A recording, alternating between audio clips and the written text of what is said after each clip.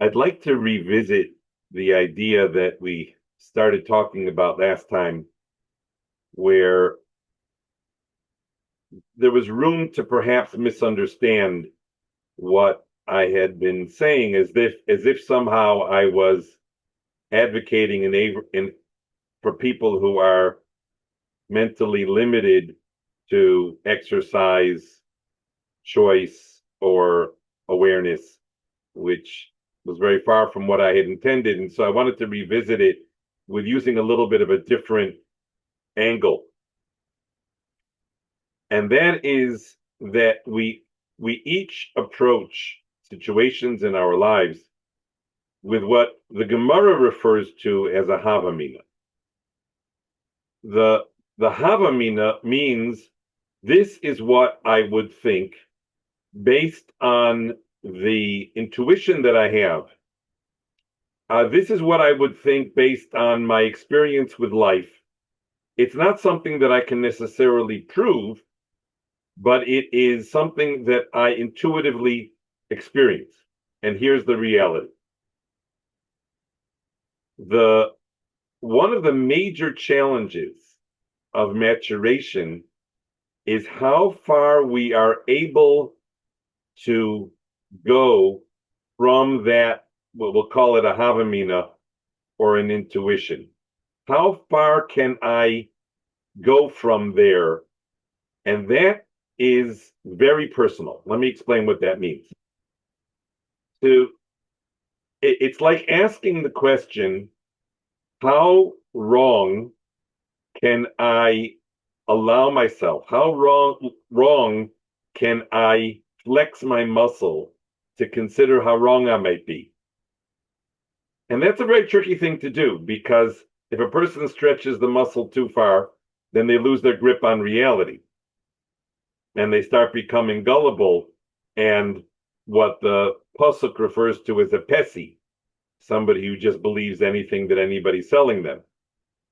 So there's a muscle in a human being. There's a muscle called the ability to tread out from my initial assumption without losing my grip on reality, without becoming a pesi. And so the one of the signs of a wise person is somebody who's always flexing that muscle of drifting out and experimenting with that which does not confirm what we refer to often as a confirmation bias, with that which does not confirm my original assumptions.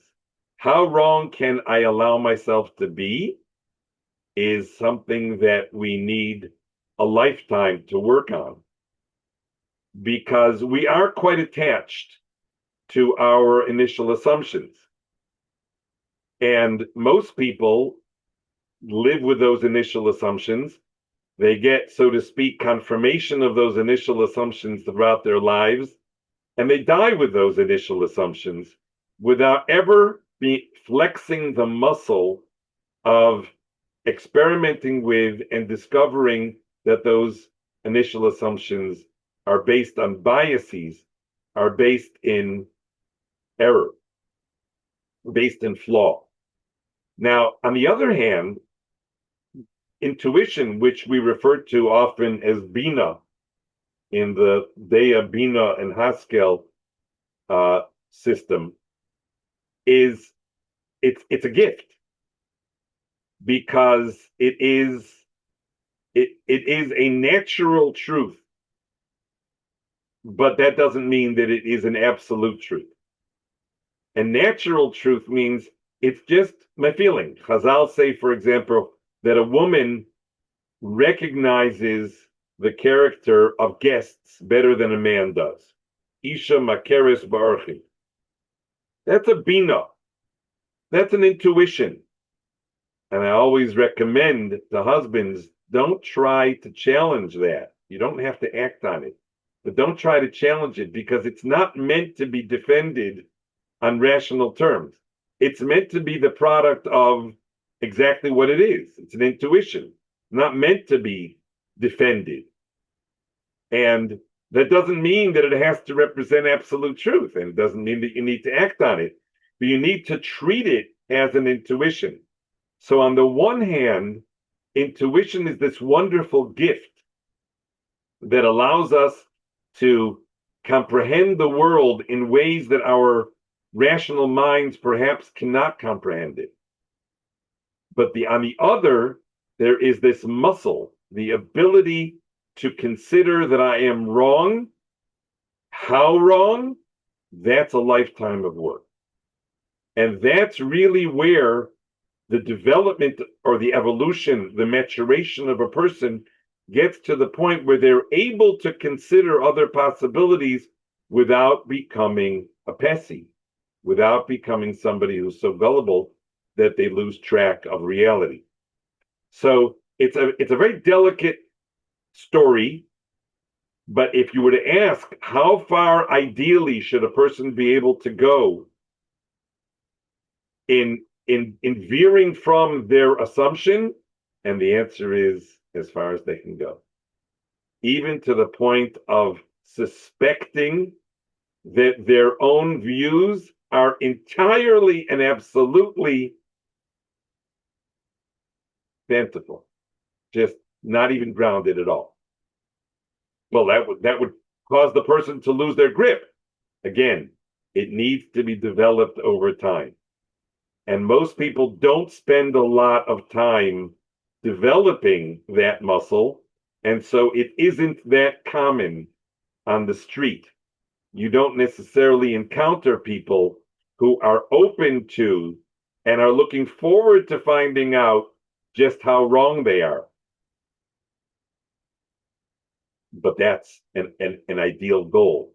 They should be as wrong as if they considered themselves to be mentally infirm, meaning I'm so wrong that I could even consider that I am mentally infirm. That doesn't mean that I'm mentally infirm. That means that I've stretched that muscle to the point where I can consider the possibility that I'm wrong without losing my grip on reality, without becoming a pessie. Now, it's very easy to say, well, anything different than my assumption is losing my grip on reality, because after all, I'm right. And if you want to know how right I am, anything that anyone who doesn't agree with the position is necessarily lost their grip on reality. But when we get a little bit more serious, we come to recognize that's not the necessary conclusion.